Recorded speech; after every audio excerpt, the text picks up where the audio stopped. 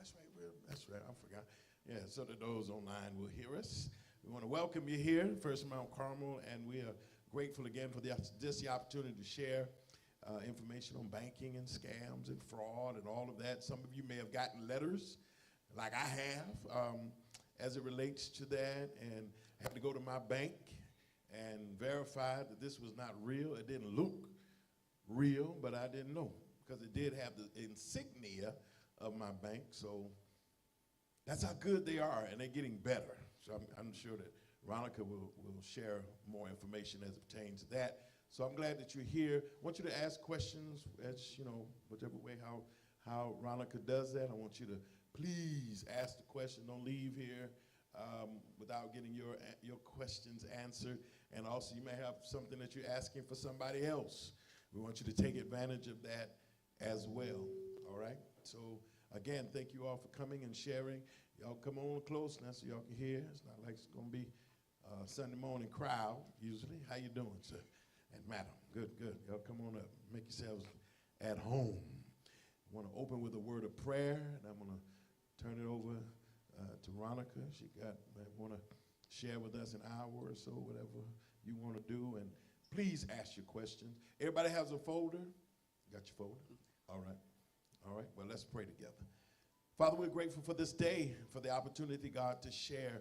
We are eternally grateful, and thank you for Ronica and the gifts that she has shared, or she will share with us tonight, and the information that she will share. And thank you for these, your people who come and those who tuned in as we deal with banking and our situations with money and all of that. It's relevant, it's real, and it's something that we have to deal with. Bless our efforts now of sharing tonight. And again, all that we do is to your glory. In Jesus' name, amen. Amen. So I think everybody here knows Ronica. Some of y'all are in her family, remember when she was born and all of that. I've been in her life 37 years. She was a little girl and all of that, but you all know. And so we're very, very proud of her and just thank her for sharing with her family tonight. And so I'm going to turn it over to Sister Ronica and just have your way. Y'all give her a big hand if you would. Thank you so much, Reverend Perry. I greatly appreciate that, and I'm so grateful for you to have a pastor who allows us to come before our congregation and to share and use our gifts and talents. So thank you so much. I greatly appreciate you. You have always been supportive, and so very grateful, very grateful. Well, good evening, First Mount Carmel. And it is so good to see each and every last one of you. I'm so grateful. I pray everyone has had a happy Thursday. Hopefully your week has gone well. We are almost to the finish line. Tomorrow is Friday, so we are almost there. So again, I know everyone pretty much knows me. I am now working for Queensboro Bank. I think I shared that some Sundays ago. Been in banking about 26 years or so. I just so grateful for the opportunity to share. This is one of my passions. I love being able to come and be of service and to educate. And especially what we're going to talk about tonight is very, very important information. So I won't prolong the time. We're going to jump into this. As you can see on the slides, banking and fraud in the 21st century. So banking and fraud in the 21st century. And as you can see, it says a fraud presentation, awareness presentation for all ages. So this is going to be some great information that you can share from your teens all the way up. And so we are going to jump into this. So we're going to talk about what fraud is, how to spot it, and how to protect yourselves and others. So I first want to start off talking just a little bit about some banking reminders before we get deep into the fraud, because our banking reminders is going to help us prevent fraud. Okay? So, and if you want to take notes, please feel free to definitely use your folders. There's some information in it that we're going to look at in just a little bit, but please definitely feel free to take notes. And as Reverend Perry mentioned, please ask questions. I want this to be an interactive session. You can stop me at any time. I'll be more than happy to answer your questions or even to share if you have something you want to share. Okay, so banking reminders, and as you can see on the PowerPoint, I have banking reminders in red. So when we see red, we think of a stop sign, right? So these are very important reminders. So we want to make sure that you are protecting your personal information. So never share your bank account numbers, your PIN numbers, your social security numbers. How many of you are carrying around a social security card in your purses or wallets? Yes, wait. I see two hands. Okay, so I need you all to make sure you put those social security cards in a really safe place, okay? In your password. So make sure that the information you are not sharing with anyone. Even when we talk about a PIN number, sometimes we don't think about this, and I may even touch on this later, but your PIN number is connected to what? Your debit cards, right?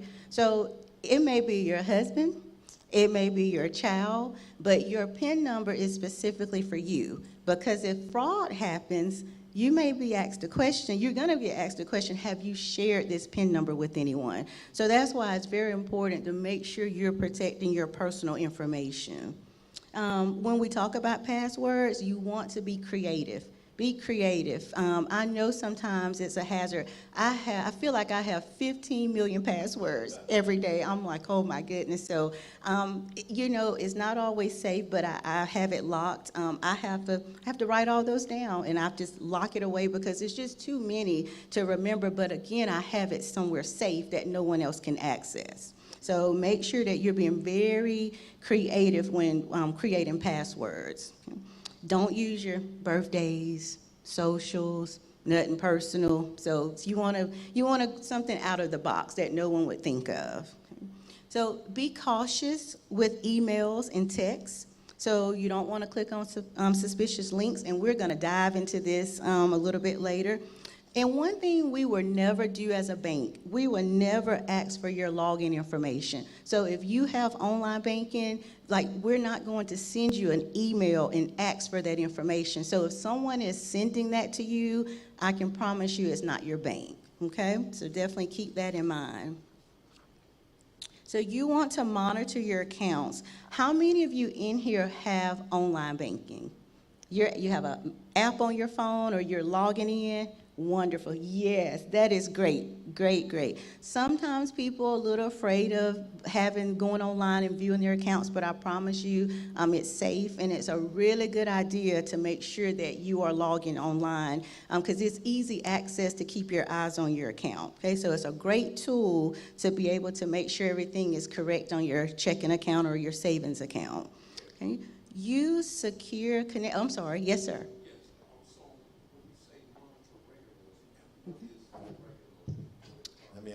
Let me ask you to say it online because people online can hear you. You need more? Yes. The question is, define regularly. How often should one monitor their bank account? Now I will say this. Most of the time, we say monthly only because you're getting a monthly statement. But if you have online banking, some people check their accounts on a daily basis. So I'm pretty much pulling up my account on a daily basis. So it's nothing wrong with if you want to check it every day, but make sure at least monthly that you are looking at your statements, checking your accounts. Today's time, I would encourage you to do it more often. Yeah, don't wait because you could wait too long and then something's happening and by that time it has spiraled out of control. So I would get in a practice, if you don't do it every day, every week. Every week, make sure that you're looking at your account. So that's a really good question. Yes.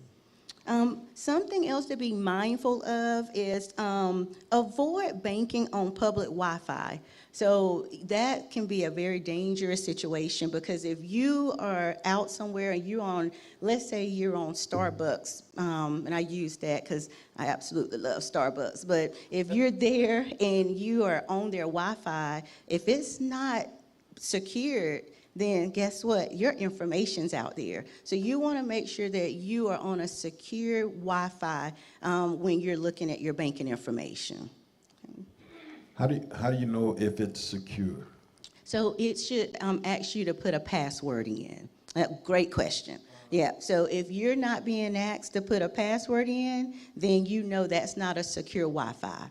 Yeah, so that's something to definitely be mindful of. If you don't get that question is not popping up, then you just back out of it. Yeah, really good question. Yes, ma'am.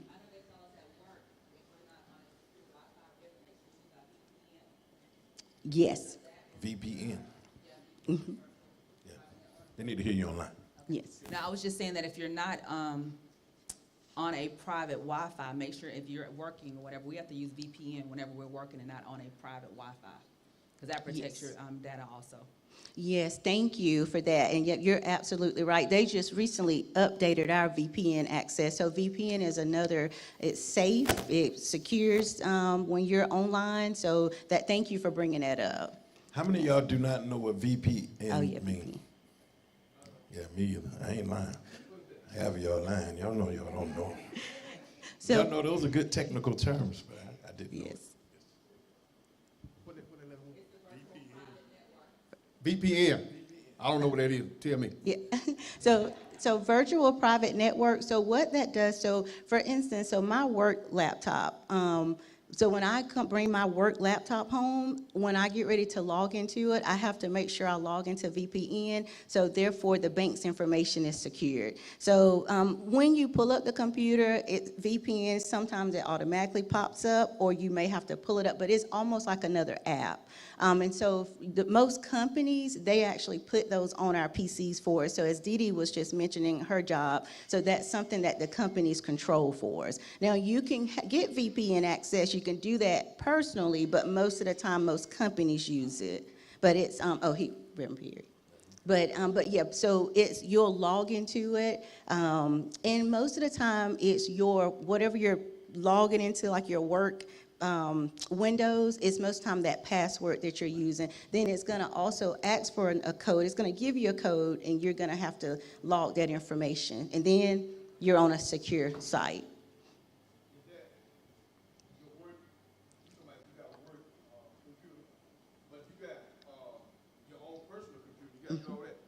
You can do it for your personal computer, but most work companies, they're going to have VPN access. But you can also have that on your personal computer as well. Is it safe to do that or what? Very safe. Very, very safe, yeah, because it definitely protects your information, because then you're on a secured site. Yeah, very, very safe. Yes. Okay. Any other more questions? Great questions. Keep them coming. Keep them coming. So the next one of our banking reminders is be aware of unsolicited calls. How many calls do we get all day long from people just calling, trying to sell something? So be very mindful of those calls. People are really good at what they're doing.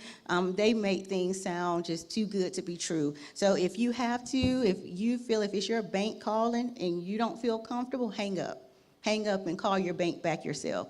So if you don't feel any time, just hang up. Yes, because they're getting really good at pretending to be us. So to be mindful of that. And again, don't give out any of your personal information. So be very, very mindful of that. Okay? Sure. So is your bank gonna call you like that? Is the bank gonna call you like that? Is the bank gonna call me? So Yeah, just calling like that. Yeah, now it just depends. Now sometimes we do during the day have to reach out to our customers. So it just depends on what the situation is, but we are reaching out to our customers. But it's not going to be us calling and asking for any of your personal information, because if I'm calling you, I have you pulled up in front of me. So I can see your social, I can see how much money you have in your account. So other than that, you shouldn't be getting any calls asking for personal information. Yes, ma'am. Just recently, my account got into, and it was sort of a scary thing, because you can't tell if when the bank calls you if they're legit. So, I mean, he was telling me that my account, was being hacked into, and, I asked him, I said, well, how do I know you legit?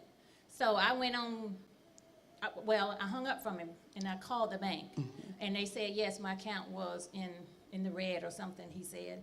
But it's sort of tricky, because when they call, you don't know what to do, really, Yes.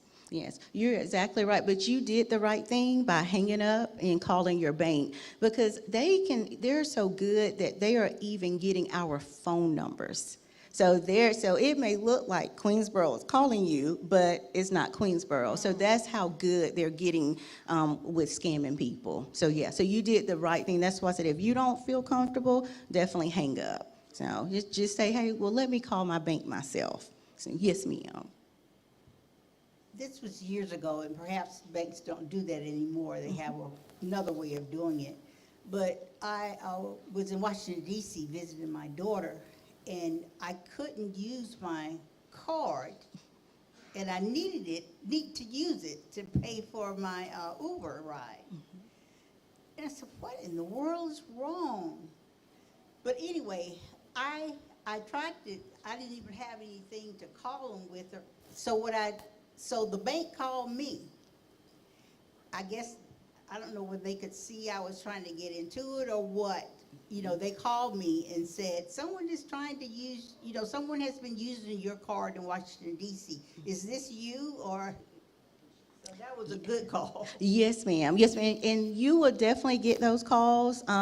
So just maybe about a month ago, I actually had left church. I was pulling in to get some food.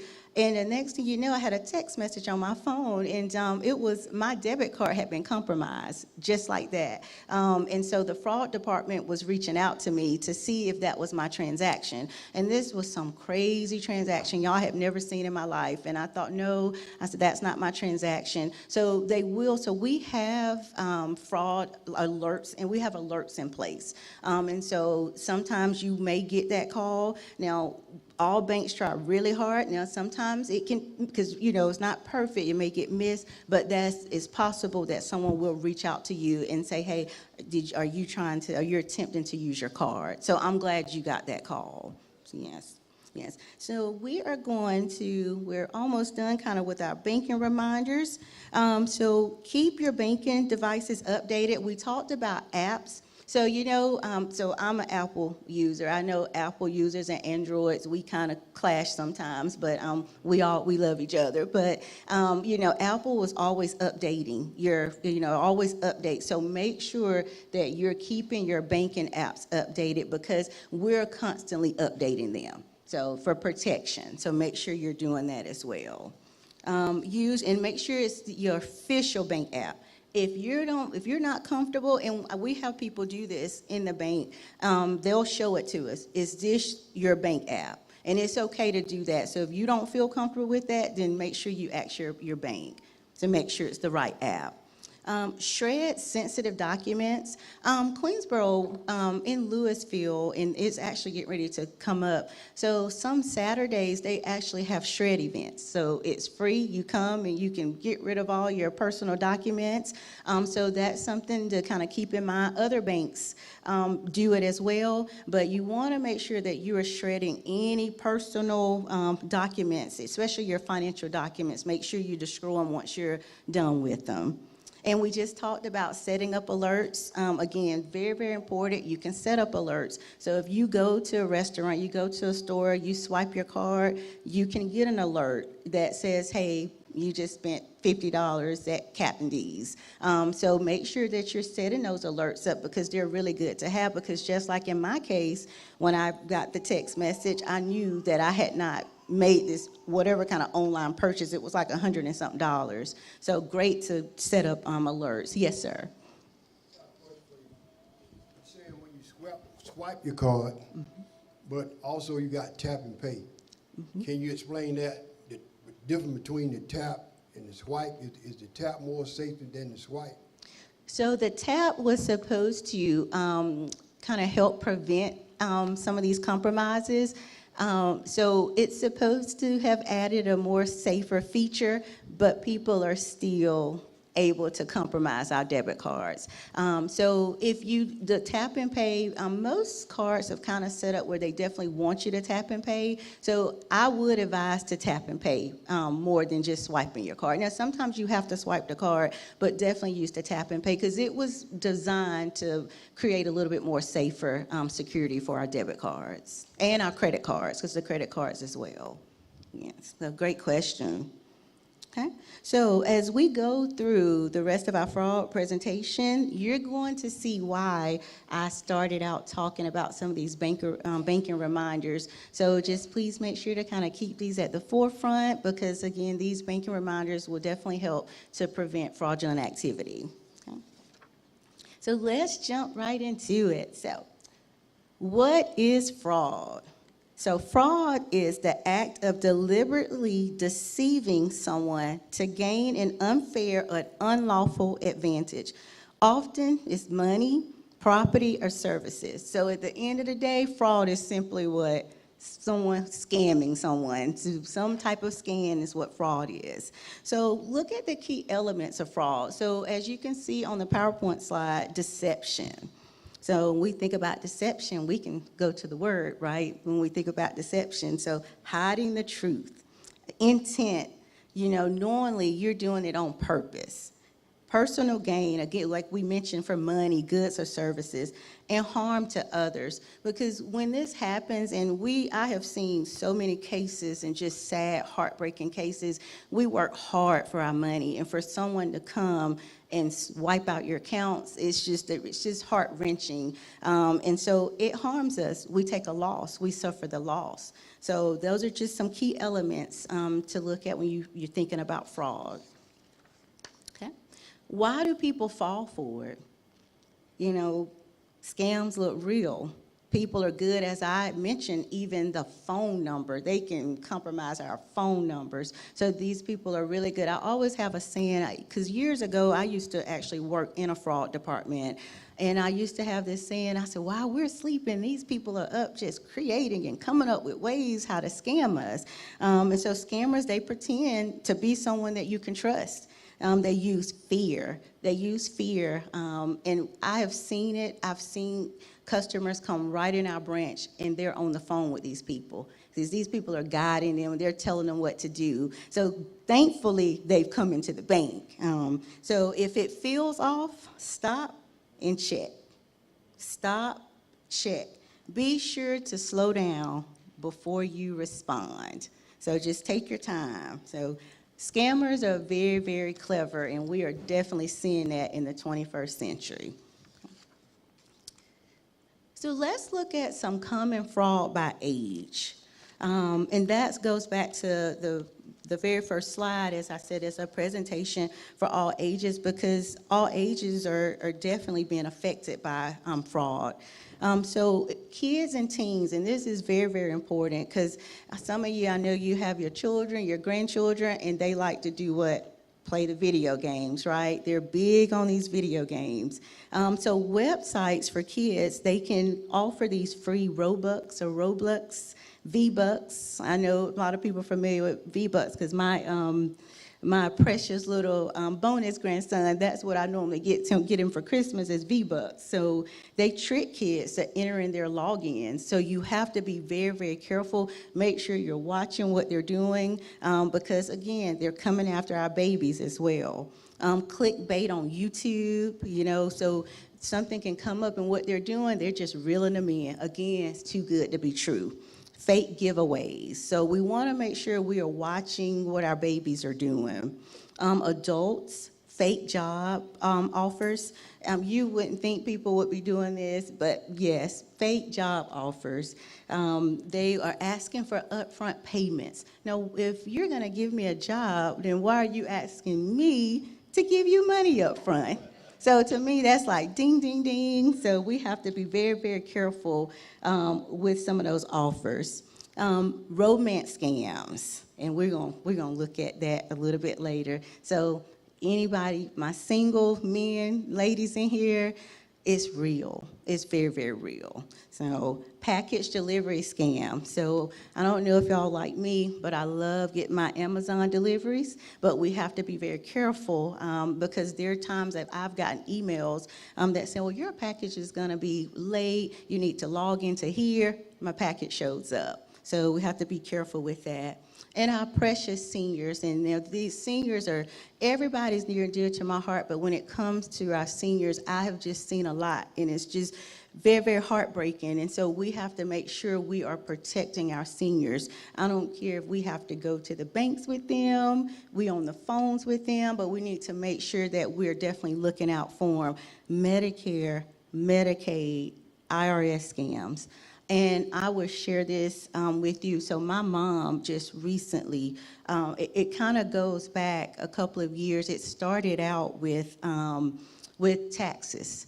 So someone had compromised her information and were trying to file taxes in my mom's name. And it kept happening about 2 years, she dealt with that. Recently, someone had compromised her information. She was trying to get all of her insurance in order. Her insurance was denied because someone had put in information stating that she made XYZ dollars, and so she had to fight that.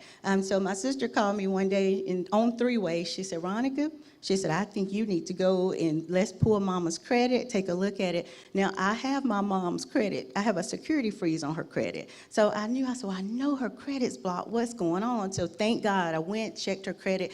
Everything was good. But somehow, in some way, someone had gotten her information, almost caused her not to have her insurance. So that's why I said we have to watch out for our seniors. And so be mindful of some of those things. Grandparents scams. A grandparent scam is very, very real. What they like to do is someone will call up and pretend this person may be in jail, and they may say, hey, it's Ronnie, I'm in jail, I need you to send me XYZ, and then Ronnie shows up at your house, and you're like, wait a minute, I just thought you called me from jail. So we have to be careful of those phone calls.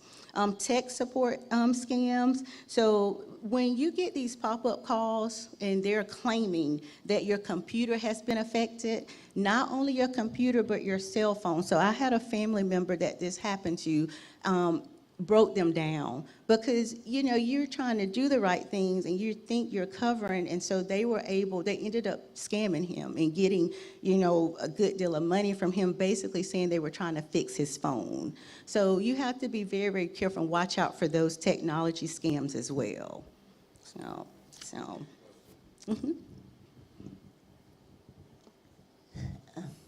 Good afternoon, everybody. I'm very familiar with the grandmother scam. I have gotten them quite often. But this one particular, it's been a couple of years that I got the grandmother scam. And the other grandmother of my grandson, who's in the military, she got a call too from the scammer. And she was a little bit more excited than I was because they were asking for money up front, and she was like, with her husband, Ronnie, we got to send them some money because they got Chad, and, and of course it was just a scam, and her husband said to her, well, Chad got parents. If he needs money, they got to go to him, But they know how grandparents are, I think, about grandchildren, so they come after us. And so I've dealt with that. But then I've had them to call me and say, I'll put your grandson on the phone. And my grandson has a very unique voice, and I know him. I know his voice. And when he said grandmom, I'm like, no, that's not my grandson. Right. He don't say it like that. Right. But anyway, we do have to be aware. Yes. They do come after the grandmothers. And this Medicare, Medicaid scam has gotten on my nerve. Yes, ma'am. Really, really, really. Yes, ma'am. And somebody like Mary would call me 4 or 5 times a day, with the same thing of what is happening with from the federal. point of view and what I need to do. And so we just have to be alert, as you say. We have to be alert about everything because the scammers are out there. And, you know, they call you with, they're going to get it, that you owe the IRS money and you got a certain amount of time to pay them or, you know, you're gonna be arrested. It's just so crazy. It is. It really is. So Yes. this kind of thing is very important, that we might stay abreast and alert of what's going on. Yes, ma'am. Thank you so much, Ms. King, and you definitely hit on some really great points. And again, this is another, as you talk about the IRS scams, government scams, so they are also going to the extent, so what it is fear. They're trying, oh, well, such and such will be arrested. They want to instill that fear because they want your money. And again, like I said, we don't know with my mom, what has happened. I will mention something about dark web, and we're kind of thinking maybe this could have happened. And so most recently with her, after getting all of that was going on with the insurance, she started getting a phone call from someone pretending to be from an attorney's office. They kept saying they were trying to send her a subpoena. So this is what these people did. They were trying to get her. They ended up calling my dad's phone, and they messed up and called my phone. So they called me, and what they do, they're fast talkers. So if you getting calls and these people are fast talking, that's a red flag right there. Because my daddy even said to me, he said, yeah, they were fast talking me too. So I told my mom, I said, you know what? Because I'm like, subpoena for what? What is she getting a subpoena for? I said, this is what I want you to do. We have a family attorney. I said, I want you to go over and go talk to him and tell him what's going on. Sure enough, she did. He got on the phone with those people. We have not heard from those people since. So, you know, it's crazy things. You're trying to put fear in people, you know, unnecessarily, like a subpoena for what? So it has definitely, I'm kind of thinking that, and I'll go ahead and mention dark web. So dark web, what it is a website where they sell our information. So people make money off of it. So I started thinking, I said, maybe my mom's stuff is out here on this dark web. But again, I do have her credit frozen, so no one's done anything with her credit. But again, you can have her name. You've got probably her social, because years before that, someone at Regions attempted to get an account in her name. That's really where it started. It started right there at a Regions Bank. She has no affiliations with Regions Bank. So that lets me know her information's out there somewhere. So that's why I said it's very, very important for us to definitely protect our information.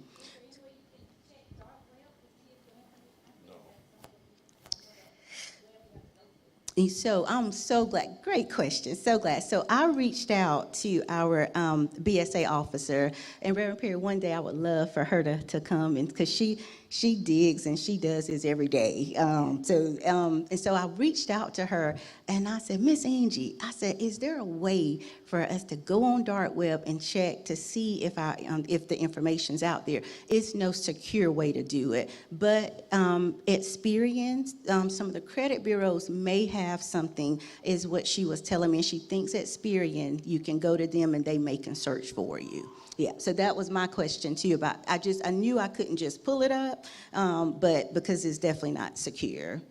If I might comment on that. Sure. I said, you may have heard me say, no, there's no way we can get on the dark web because it's a criminal site. Yes. And you've got to know somebody to get into it. But she just mentioned about these credit bureaus. She said Experian. There's also Equifax and TransUnion. And I would recommend that all of you check your credit from time to time, at least once a year. You might can do it twice a year free. If you do it more than that, I think you have to pay. But it will give you a credit report, and it's recommended that you get a credit report. TransUnion, Equifax, or Experian, all of those. Yes, sir. Yes, Yeah. thank you. Thank you for that. So we are now going to, I want to give y'all a little bit of statistics. So, because the FBI, they have an internet crime division, and they've been doing this. I think 2024 was like the 25th year that they've had this department. So I want to kind of just give you all some statistics from the Federal Bureau. So, 2024 was their 25th anniversary. With their 25th anniversary of the FBI working internet crime complaints. So it's a complaint center where they monitor these complaints. Last year, and when I say last year, so 2024, last year, it was a new record for losses reported, totaling a staggering $16.6 billion. So fraud represented the bulk of the reported losses in 2024. Ransomware, so the ransomwares we talk about, that's online. So was again the most pervasive threat to critical infrastructure, with complaints rising 9% from 2023. So as a group, those over the age of 60, as we talked about, suffered the most losses. So just a few statistics, and we're gonna break that down a little bit. I don't know if you all can kind of see that, but if you see total complaints in 2024, 859,000, 16.6 billion we talked about in losses, 33% increase from 2023. Complaints with actual losses, 256,000. Average loss of $19,372. And then I want you to take a look at this slide. So as you can see up here, if we start with 2020 and look at the difference up to 2024, that's a really big increase. That's a jump. So that's a jump. So 4.2 million complaints, 50.5 billion in losses, 836 on an average. So it's definitely serious as you look back from the past, 5 years.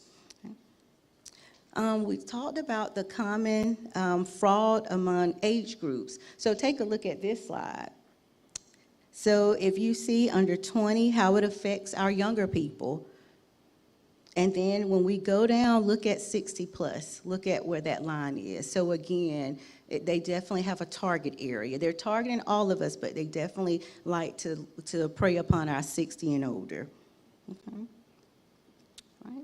So definitely wanted to give you some statistics on that. Is there a racial breakdown in terms of whether a certain race is targeted more than another race? So I have not seen an actual breakdown, but I will say this from working on a daily basis, it's all of us. It's all of us, yeah. So I don't think, it's racial discrimination, because it is all of us coming in, yeah. But that's a really good question, yes.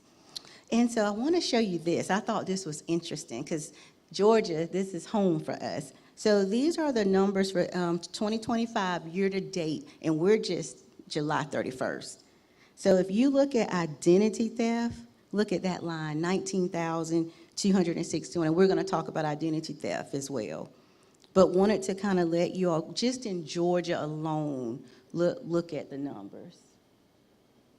Yeah. So any questions on this slide? But definitely wanted to take a look at our home state. Okay, so now we're going to go into some more talk. We've had some great examples already, and we'll kind of move fast because some of these we've talked about. But again, you've got your online scams, phishing. So that's where they're phishing for our information. Phones, we've already talked about that. Just being very, very mindful of you receiving phone calls. Text messages is another big thing, because most of the time we're texting now. So we're in a texting generation. So they've calling and they're texting as well. Right? Online shopping. I think, of course, since COVID, there's definitely been an increase of online shopping. I think we just kind of got accustomed to it and used to it, because I like to online shop myself, but we definitely have to be mindful. You have fake websites. You're thinking that you are purchasing something. You spend your money, the item never shows up. So we have to make sure that it is a legit website. And one way to check that, there should be a secure, it should show on the website, you should see it somewhere where it's a legit website. So make sure you're checking for that. Identity theft, again, we've kind of covered that as I've shared some of the stories with my mom and how they can get your information. So they're taking your personal information and pretending to be you. We had a situation one time where the person was in a whole nother state and they came in the bank with an ID. And that information was definitely not them, it was the other person that was in the other state. So we definitely have to be very, very careful of that. Okay. Wire, who's familiar with, who's ever seen, oh, I'm sorry, good. Yes, ma'am.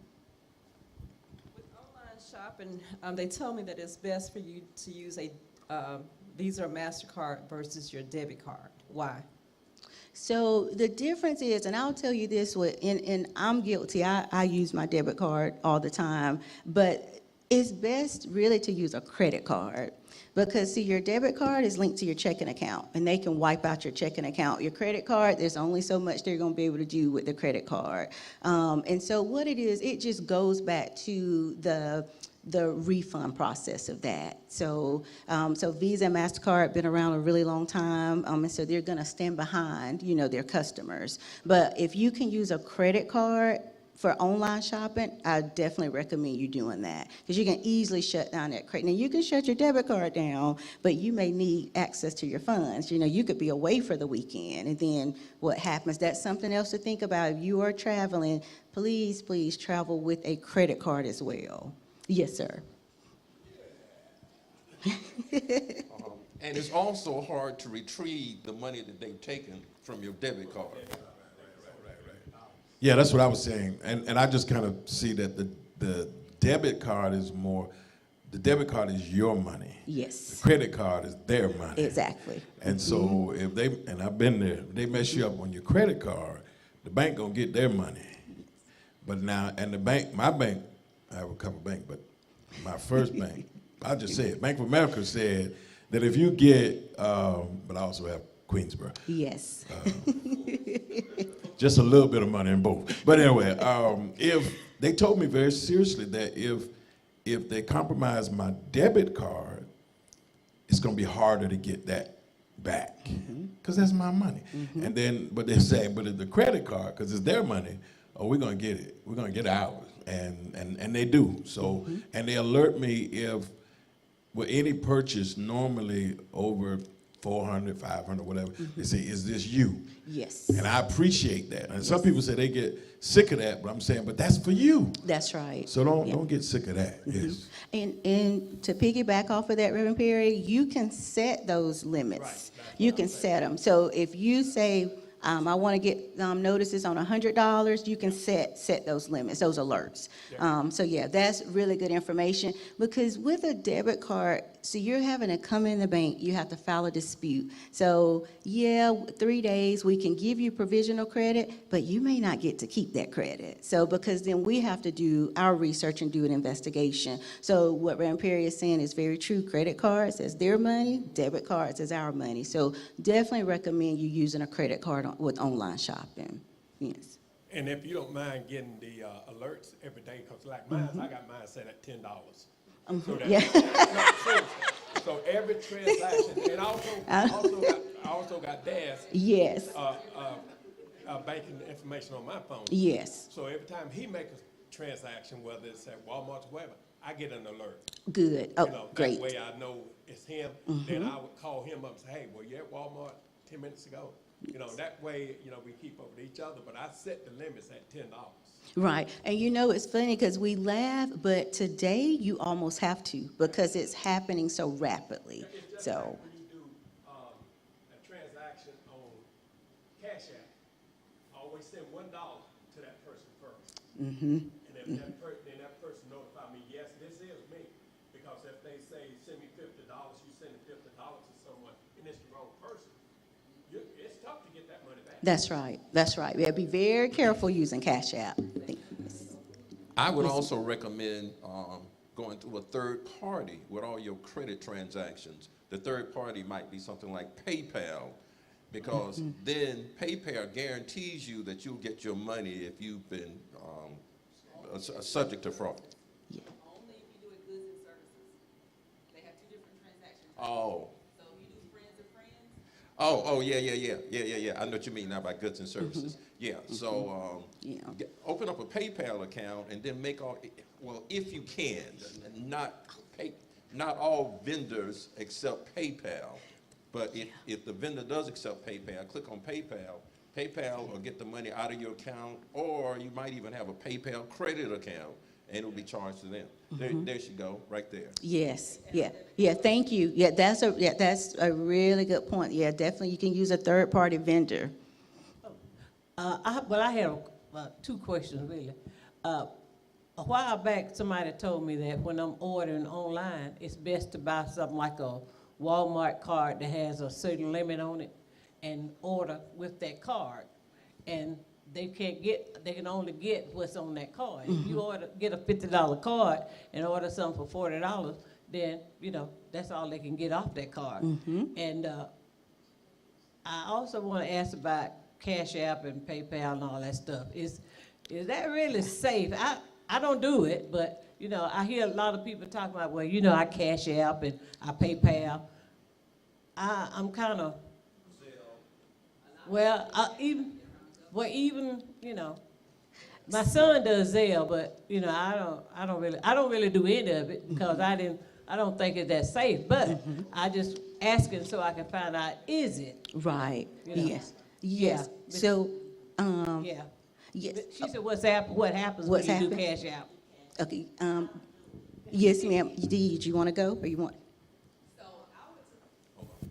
depends on, with Cash App, I will say, a lot of people just was doing Cash App because it's easier. A lot of people were doing it because of business, to get around the government, and not paying taxes on their transactions when they're doing business transactions. But now Cash App is set up that if you spend over $600 or send over $600, receive over $600, you still gonna get a 1099. That's gonna be sent to the IRS, so that when you file your taxes, you're gonna have to claim all that money that's being sent through your Cash App. As far as PayPal, PayPal has two different types of services. Like for me, if I'm doing business transactions, I would do goods or services, which means that it protects whoever's buying from me. If the package does not get to them or something's wrong with it, they can then file a claim with PayPal, and PayPal will give them their money back, and then they'll take the money back from my account. So that protects you. But if you do friends of friends, there's no protection. So if you do PayPal friend to friend, like I'm sending some money to Ms. King as friend to friend, there's no kind of protection on that.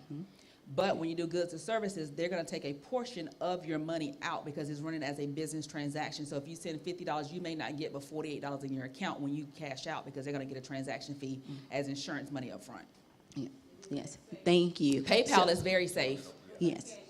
So, Cash App, I wouldn't say it's safe. They now say that you can go and file a dispute against it and then you may get your money back. But if you send it to the wrong person, unless that person's very nice and friendly and gonna be say, send it back to you, then you just might be out of luck. Yes. Yeah. Yes, so Cash App. So with Cash App, Zelle, so there are all these services basically where you can send money to one another. Cash App, to me, I do use Cash App, but I don't recommend Cash App, especially for businesses. I don't think you should be using Cash App, and because there's really no protection at the end of the day. So, so my sister some years ago was scammed through Cash App, and so that was it for her. She deleted the app. She does not use Cash App anymore. But Zelle, you're backed by your bank. So the banks, a lot of banks have Zelle. Now, I'm a fan of Zelle. I like using Zelle because, again, my bank currently, so I'm going to tell y'all, my bank that I absolutely love, but see, we're coming up. So we're locally owned, homegrown bank, so we still don't have Zelle. So once I started kind of asking questions, and I'm like, what about Zelle? Because businesses can use Zelle as well, so they're working on it. So fourth quarter, we will hopefully have it, but most banks have it, and I feel secure with Zelle. Now, you still be careful sending money through Zelle because you want to make sure you're sending it to the right person. But Zelle will tell you, when you put that number in there, it's going to tell you that person's name that you're sending it to. So they can, will I say 100% safe? No to any of them, because anything can happen. Because people can do anything. But if you're gonna ask me to send it, I would rather use Zelle to send you money. Yes.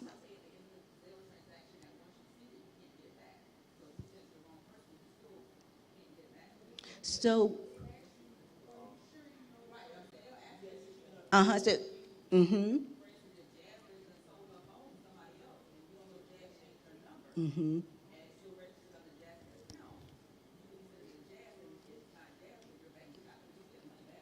And now you can call Zelle too. So you do have the option to call Zelle, where with Cash App, I almost feel like they kind of leave us, we're just out to dry. But with Zelle, you can make a phone call to them and ask them about, the transactions. And I do like the fact that Zelle makes sure before you hit that button, they're gonna ask you, are you sure? Cash App, that's not gonna happen. So yeah, I don't think it's a bad thing, because we need to get money to people sometimes. I mean, that's just kind of where we are in life. So yes, ma'am. Yeah, I really need to get to the basic with this Cash App. What happens? What actually happens with my account? Say if I wanted to do Cash App. Mm-hmm. For my dues. Mm-hmm. What happens? Yeah, so what happens, so it's going to come, so what happens is your Cash App is connected to your bank account. So it's connected to your bank account. So if you want to send FMC $50 through Cash App, we don't have Cash App, but if you wanted to do that, then you're going to go on the app, and then you're going to send it to FMC. So it's going to come out of your account, and then it would go into FMC's account. So that's how Cash App works. And Zelle works the same way. So yeah, so you're just transferring money. It's a way for you to transfer money to someone else. Yeah, and PayPal, Zelle, all the same. Venmo is another one. Now Venmo puts your business out there. Venmo puts your business out there. So you have to be, if you don't want anybody to know why you're sending that money, then you have to be a little careful with Venmo. But yes, ma'am. But does that answer that, Ms. King? Okay. No, ma'am. I don't want you using Cash App. I don't want you using Cash App. And Ms. Lewis. Okay. Oh. And let me clarify, because we don't at our church don't use Cash App for that reason. We use EasyTime, which is very secure. We've not had any problems, and you always have somebody you can contact. And that was why we chose not to do, because some of the young ones asked, well, we should use Cash App, but that's the reason we don't, because it's not as secure as like Givelify or EasyTime, which is basically for that purpose.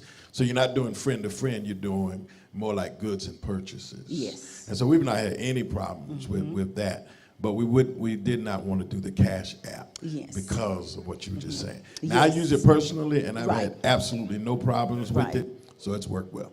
Yes, Miss Lewis in the back. I'm sorry, she had her hand up. I'm sorry, Miss Lewis in the back.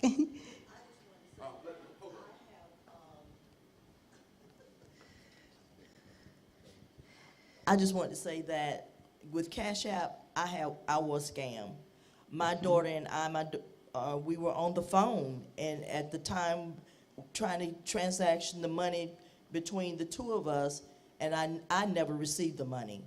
So, but with Zelle, I can say that I do trust Zelle because I use Zelle all the time, and I send my granddaughter money and my goddaughter money all the time through Zelle, and I have received money through Zelle.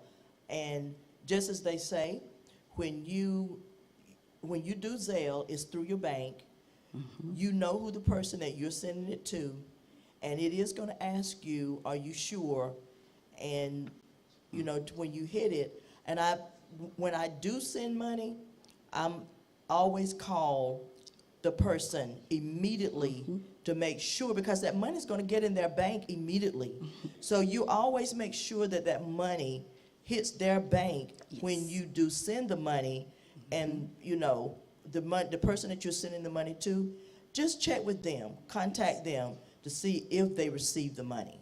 But Yes. I like Zelle. Yes. I trust Zelle, but the others, no, I don't fool with. Right, yes, ma'am. No, thank you for that, yeah. Like I said, you do have to definitely be mindful when you're using those apps. So we're gonna move on and talk a little bit about check fraud. So check fraud is, we talk about a lot of the online scams, you know, your emails, but check fraud is for those of you who still write checks. How many of you still writing checks? Yeah. Only Yeah. the FMC. FMC. Only to FMC. Gotta love it, gotta love it. So I don't own a checkbook anymore. So I don't have a checkbook. All right. But some people still like to write checks. But just be very careful putting checks in a mailbox. Please don't put checks in the mailbox if you can help it. And I will say this, there have been some issues with our post office as well. There's something happening. We don't know what, but we feel like there's been some, because there's been a lot of check fraud. So we have to be careful. So I actually pay extra I go to UPS or FedEx, and I just pay the extra because I just need to have a peace of mind that I can track it. I know, if it's gonna get there. But so be careful with that. And not only you can have your check stolen, and what sometimes people do, they'll wash those checks. So you've made it out to pay your water bill, they change it and make it payable to themselves. Then they'll take it to banks. Now guess what they have? They not only have your name and address that's on there, they've got your account number, your routing number. So you know what they can do with that? They can go and create more checks. So just kind of be mindful. I know we get a little leery because everything is electronic, but I promise y'all, electronic is the way. If you can kind of move, that way and kind of get away so much from the check writing, you have a little more protection when it's electronic. Again, just make sure you're not sending them, putting them in your mailbox, because they're riding by, taking them out of your mailboxes. So be careful with check fraud. I'll mention wires right quick. Has anybody in here ever sent a wire out? Does everybody know what a wire is? So a wire, is another form where you come to the bank and you may need to send a large sum of money, and we're able to send those funds electronically. Again, the regulations have had to be changed. It has even been wire fraud. We used to be able to do wire agreements, and this is all banks, wire agreements to where you could call me and say, hey, Ronica, I need you to send my wire today. No more. You have to come in the bank now because people are even scamming doing wires. Cryptocurrency, that's a big wire scam. So you have to be careful. There's nothing wrong with doing crypto. You just need to know what you're doing and who you're sending your money to. We had a lady one time, we shut her account down. We kept asking her. She was sending money out left and right, cryptocurrency, and was like, something is not right with this. So be very mindful of who you're sending money to with wires as well. We've talked about credit card, debit card, even, insurance fraud. Be very careful and mindful of that too, because that's a real thing too. So, okay. So now we are going to just a few jargons. I just kind of wanted to bring up, we've talked about this, about the grandparent scam. Grandma got a call from me, but it wasn't me. So definitely that happens. Your online banking account has been suspended. Please click here. Yeah. Now this one right here, this is something I've been dealing with lately, and I have told these people to stop calling me. I've tried to block their numbers. Your loan has been approved. We just need a little more information. But did I apply for a loan? I have told these people, I get these calls almost every day. I try to block them. I have not applied for a loan, so no thank you. So be careful. So that's another one that's on the rise. We just need a little more information. Well, you won't receive that from me.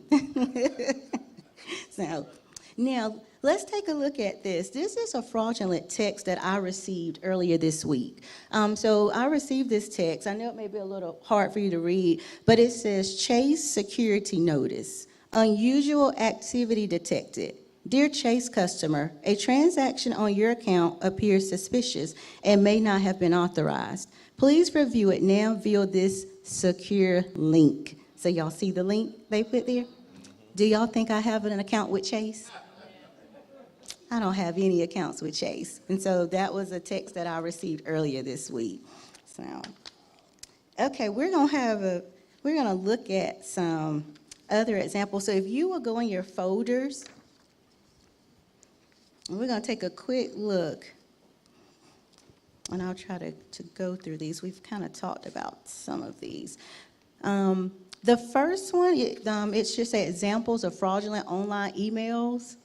And the first one, if you take a look at it, so this is an email that was sent. In the subject line, it says urgent. So what do we talk? We know urgent, that's a red flag. Urgent account verification required. So we have noticed suspicious activity on your account. For your protection, your account has been temporarily suspended. Please verify your account by clicking the link before. Failure to do so, here's this fear, will result in permanent closure of your account. Thank you, bank security team. Close it. Yeah, so we want to keep it moving. Those red flags, urgency, generic greeting. You're not going to receive a generic greeting from your bank. You're just not.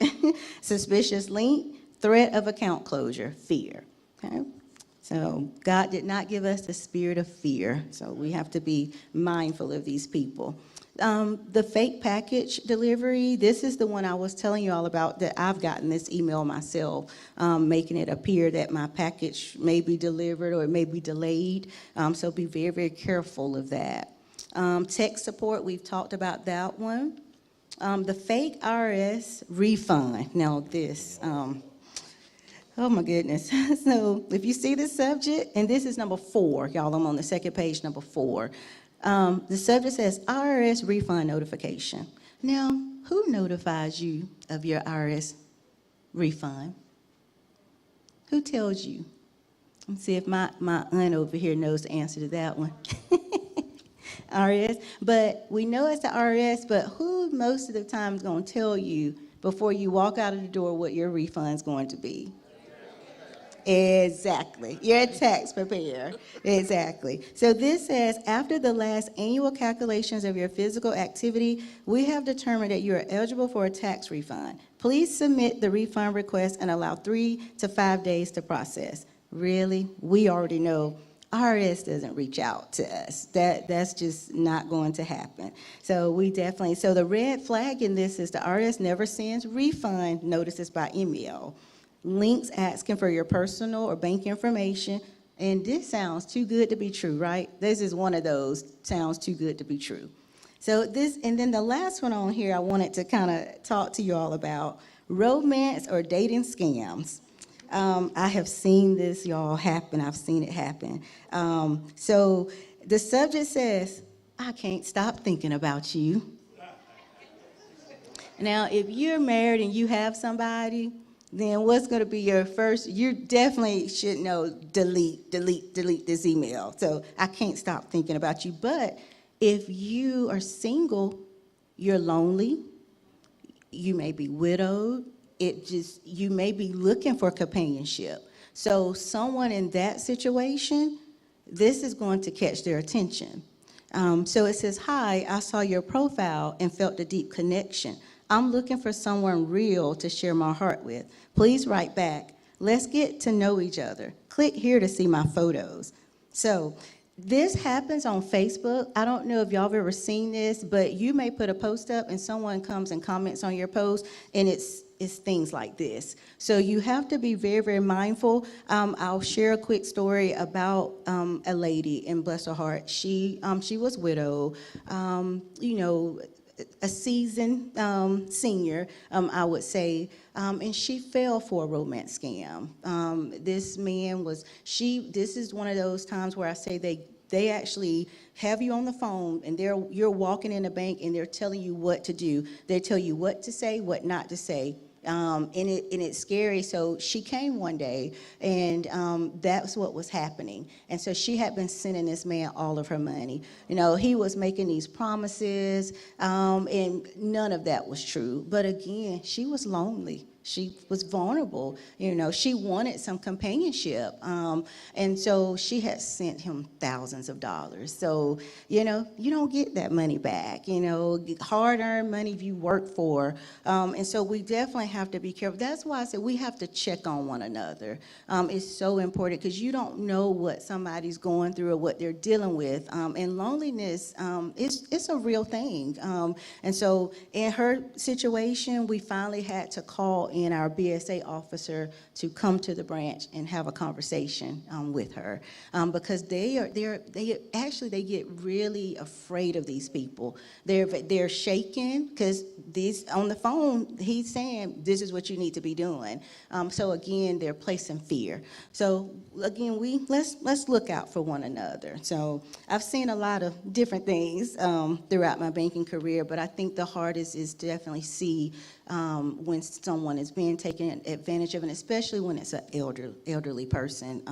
It really breaks my heart. So, but yeah, so wanted to kind of share any questions on some of those examples?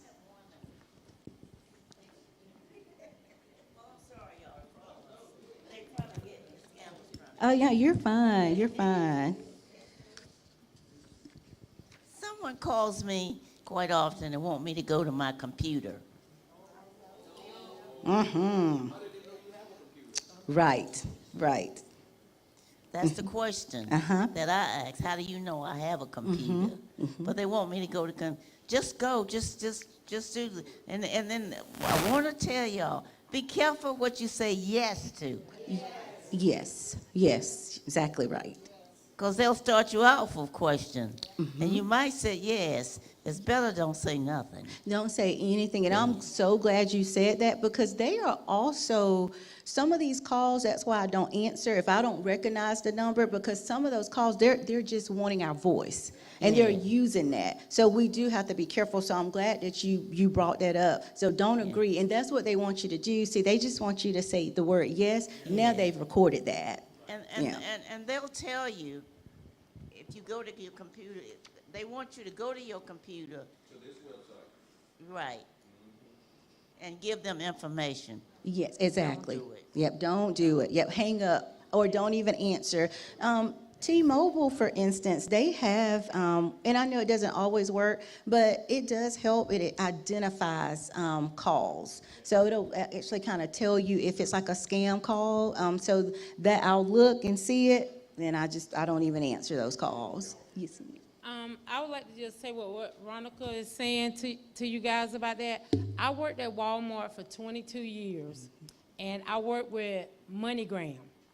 And during the time I was working with MoneyGram at Walmart, I seen a lot of the stuff, and I would tell people you being scammed. Oh, they don't want to listen to what you, they get mad with you, they get ticked off with you.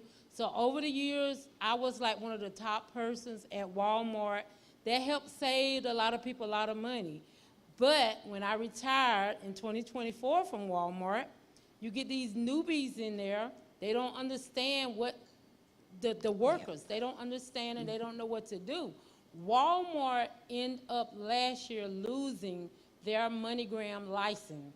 So that store you can, no, this the Evans Walmart. They end up losing their license to do MoneyGram because they was being scammed. They was letting all this stuff go through where stuff I would stop because I was aware of what was going on. So y'all be mindful of that as well.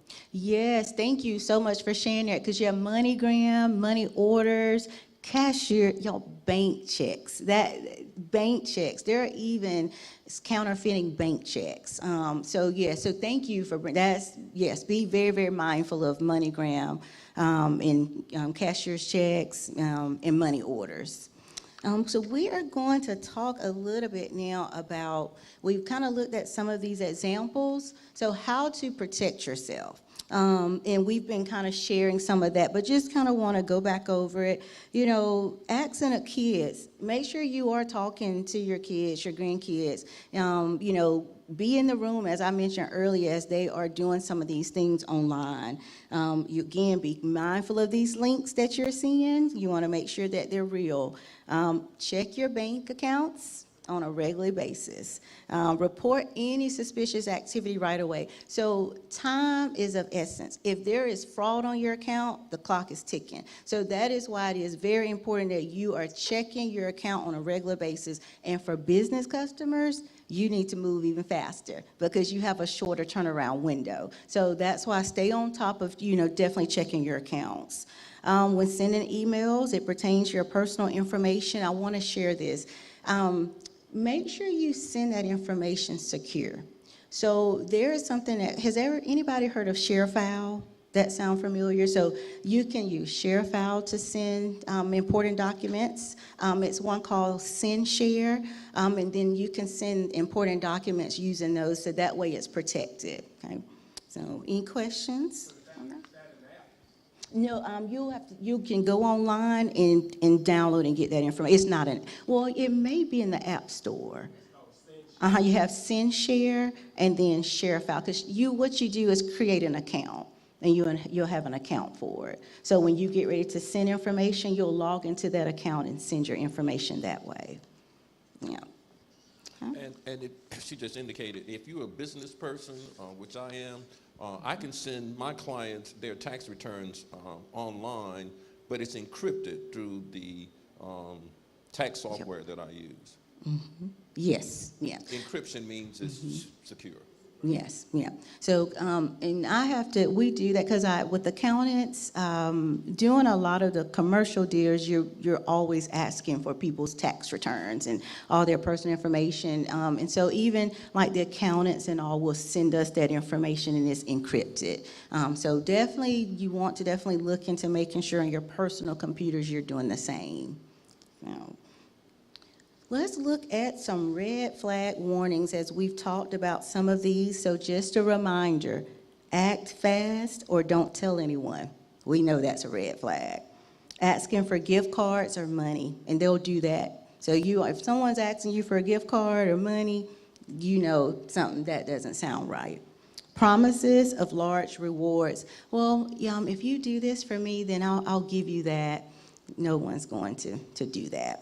So grammar or spelling mistakes in the emails or text, that's a big one. Now, if it's a lot of errors in there, then you know, yes, something's not right with this.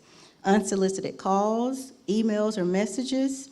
Pressure to act quickly. I cannot stress that enough. That's a big flag. To act quickly, and they're fast talking you. Too good to be true offers. Requests, and we've already talked about the gift cards or wire transfers. So that goes back to where I was talking about the cryptocurrency. Okay. So TRCW, what's TRCW? So tell, report, change, watch. So tell someone you trust. If you think something's not right, talk to somebody. Report it to the school, police, bank, the Federal Trade Commission, and I'll talk about that in just a second. Change your passwords, and that's a good thing to kind of do, is change your passwords every so often. Don't keep the same password for years. Change your passwords, okay? And watch your accounts. So the next slide, I want to play a quick little game. Let's practice. So if you think that this is true, then raise your hands. But if you think that it's false, then don't raise your hands, okay? So you have won, Miss King, $10,000. Click here. So you think that this is legit? If you think it's legit, raise your hands. Oh. Yeah, that's definitely false. So your Amazon order is delayed. Log in here. Is that legit or is it false? Yeah. Hi, Mom. I lost my phone. Can you send me some money? Now, how are you? Yes, exactly. How are you calling me? Yes. Yes. Yeah. So just some, scams just to kind of keep in mind. So on the next slide, if you will look in your folders, let's see. Actually, let's do this. Okay. So you should have something that says fraud and identity resources. I wanted to make sure that you had some contact information if you ever run into any scam, fraud, identity theft, that you would have some numbers, somebody that you can call. I wanted to talk about the credit bureaus, so I have all three listed. You've heard me mention about a credit freeze. It is so important. Please put a credit freeze on your credit. You can do a temporary credit freeze. You can lift it if you need to, but please protect your credit. It is very important that you do that. I started doing it a couple of years ago when Jemiah, she ended up misplacing her birth certificate. It was birth certificate and maybe I think her social as she was moving from dorm to dorm. And so I immediately went and put a freeze on her credit, and to this day, and y'all know she just got married a year ago, and I still have a freeze on her credit. So, because it's so important, and I've tried to teach her that too, as you know, she's grown about how important your credit is. And so, please take time. If you have any questions on how to do that, I don't mind assisting you, but it's important. And you will actually have a code, so you'll have the information that you would need. You can call and do it, because if you don't want to do it on the computer, you can call and do it over the phone as well. Okay. So all three credit bureaus. And it was mentioned earlier about you're able to pull your credit report free. After COVID happened, we used to could do it on annualcreditreport.com, and that's at the very bottom. You could do it once a year, but they have increased that after COVID happened. So I think you had mentioned twice. I don't know if it's more than twice. I think you had mentioned that too, but I know you can pull it more than one time for free. So that's something you want to check. Please make sure you're checking your credit reports, okay? You have information on here how to remove your name from mailing lists, from pre-screen offers, because do y'all get those calls too about insurance? We can offer you these deals. But they're pre-screen offers, and so you can have your name removed from that. And also, I wanted to talk about the Federal Trade Commission. That's where you can go and report fraud, identity theft. You can report that information to the Federal Trade Commission. Okay, so and I have that number on there as well. The National Do Not Call Registry, there's a website, a link to go onto their website. Okay. So just wanted to make sure you had some of those resources in hand. Any questions about some of those resources before we wrap it up? Yes, ma'am. Yes, ma'am. Is it safe to sign your signature online? The only way you want to ever do that, so say for instance you're dealing with me, say I'm doing a loan for you, and you know you're talking to me, and I send it to you securely through what we call DocuSign. Now that is okay. You just need to know that you know the person that you're dealing with, because most of the times if someone's asking you to sign online, it should be DocuSign. That should be the only way you're signing your signature online. Okay. Yes, ma'am. All right. Right, that's right. That's right. Yeah, so that should be the only time. And I'm going to go back just a slide. Oh, go ahead, I'm sorry. Yes, ma'am. I want to go back a moment on the debit card. The card reader scam. How can we determine to have a card reader scam on your ATM machine? So that is, glad you brought that up, because that's something that we have to check for on a daily basis, really twice a day. You have to check to make sure there's no skimmer. So it's a matter of just really having to look at that machine. So we have to examine it just to make sure we don't see where someone has tethered with the card reader within itself. So really, and sometimes we still may not catch it because some of them you can't tell. So, but that is something we have to, so banks, so do know if you're using ATM machines, bank ATM machines, I can speak, they're being checked and being monitored for those devices. Yeah. Yes.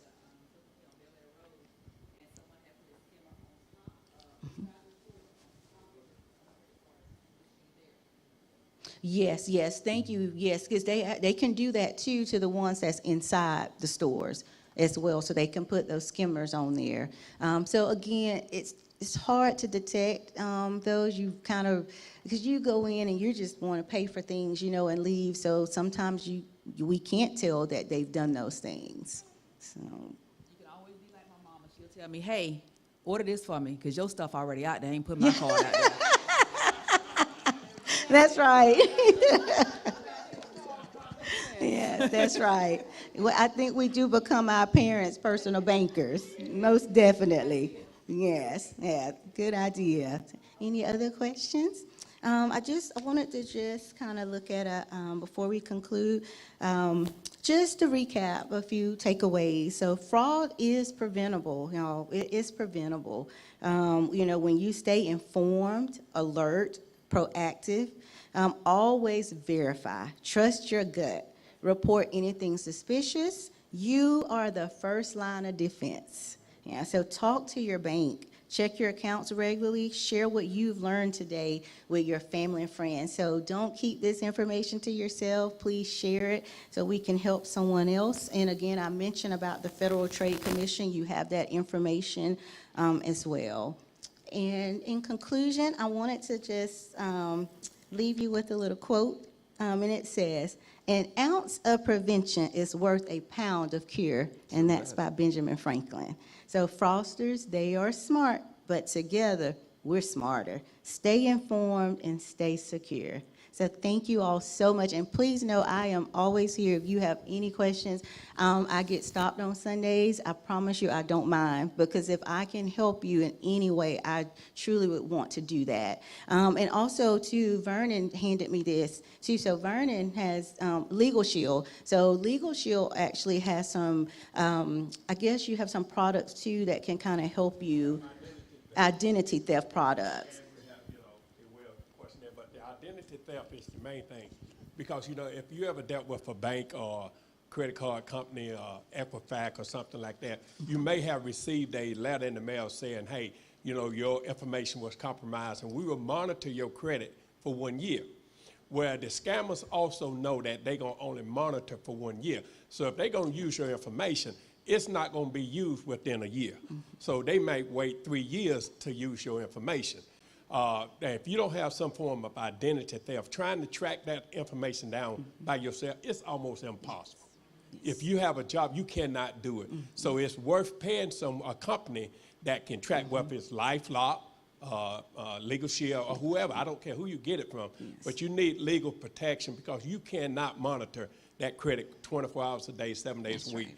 Because the fraudsters, that's what they do for a living.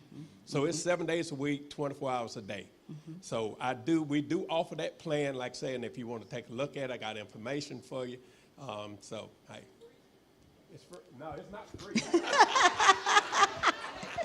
It ain't? Oh, yeah. That's a good question, cousin. The brochure definitely is free. The brochure is free. But, you know, like I say, I tell you, just check with your bank or check with anybody. Yes. But I do offer that. Now, that seems like an ad to me. I don't know if that added to your presentation here. I'm a tax preparer. Can I give you one of my cards, too? Yes, yes. I'm his tax preparer. Yeah. Yes, but the good thing is that you bring that up. So if you think about it, so you have resources right here in your church, and don't be afraid to approach your resources. You know, God has put us in these positions for a reason. He's given us these assignments, and so if we can be of service, please definitely reach out to us. My service, my advice is free. All tax advice is free. But if I do your taxes, I'm going to charge you for that. So call me if you have tax questions. I don't mind talking to you. I'll tell you what little I know. But now if you ask me to do your taxes, yeah, you're going to have to hit your pocketbook. And I do accept Cash App, Zelle, PayPal, all of that. All of it. Yes. Well, Reverend Perry, thank you so much again. First Mount Carmel family, thank you all so much again. I greatly appreciate each and every last one of you. So thank you. Excellent. Give her a good, big hand for Miss Ronica. Amen. Like you said, they do restoration, LifeLock, all these different ones. You need something that's going to protect you because, again, these people are working overtime. It's the dark web. They sitting up in their pajamas and over in Cambodia somewhere, and they doing what they do. So, and again, as Brother Walker, I want to thank him for walking tonight. Thank you. Yes. That's your name, Walker. So he walked. So, but that is good. Dot's information good. You know, people who work in these different areas who are in your church, take advantage of that. You're gonna see them. They're not gonna mess you over, all right? Because they know they gotta see you, all right? You need your house sold. Brenda there, she can get you. That's what helped me. That's how I got connected with Queensboro before you were working there, because the big bank was messing me around. So I went around them and got a local bank, and they worked with me, and everything went fine. So that's good. So again, you always see Ronica. We remember her as a little girl. She still looked like a little girl, but she grown and all of that, and all these people with this information. Thank y'all so much for sharing. Y'all's questions were awesome. Man, that was awesome. So thank you all for coming and sharing. It was live streamed so others can get the information as well. Tomorrow night, another very important subject, Medicare, Medicaid, all that's going on. Anything connected with the government is a mess. I'm just going to tell you. Even from the post office, like you just said, post office, you know, stamps went up to 78 cents. 78 cents. And I remember when they were 5 cents. And I ain't that old. Team, I ain't that old. We ain't that old. But you remember they were 5 cents. Now they're 78 cents to send mail.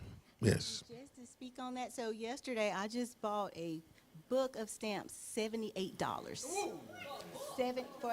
Not a book. I'm sorry, for a roll. I'm sorry. I'm sorry. But for a roll of stamps, yeah, I'm sorry. But for a book is $20. But a roll, $78. I just don't remember us paying. You know, so yeah, as you were talking about stamps, it reminded me of yesterday. Yeah, when you said 78, I said, you just got scammed. Yeah, you need a legal shoe. Thank y'all so much. I want you to be in prayer, and we have reached out and helped him. Reverend Cowan's house burned to the ground last night. And many of you know Reverend Cowens, and I want y'all to remember him in your prayers. We have already responded as a church family. His daughter comes to church here all the time with Shatiga. And so anyway, we, you know, because he's a good brother, and, you know, it's one of those things. So Springfield put him up. Favors was actually doing their revival this week, and so he and they live right around the corner from each other. So he was aware and was able to help, and we was able to help as a church as well. If you know him personally, if you can reach out to his daughter, I know she would be grateful to hear from you. You can get connected with Shatiga. All of them are connected together. But let us pray for him and know again that as a church we've already responded, because I didn't want to wait till Sunday because he got some immediate need. He lost everything last night, all right? So, all right? Let's pray together. Thank you again so much, Ronica. Father, we thank you so much again for this night. These your people who've come out to share. We're so grateful. Thank you for the information. Thank you for Ronica and her gifts and skills and all those others, the professionals who've shared tonight. Thank you so much. And we pray, God, that we'd be better and that we would inform those who are not around us, particularly our seniors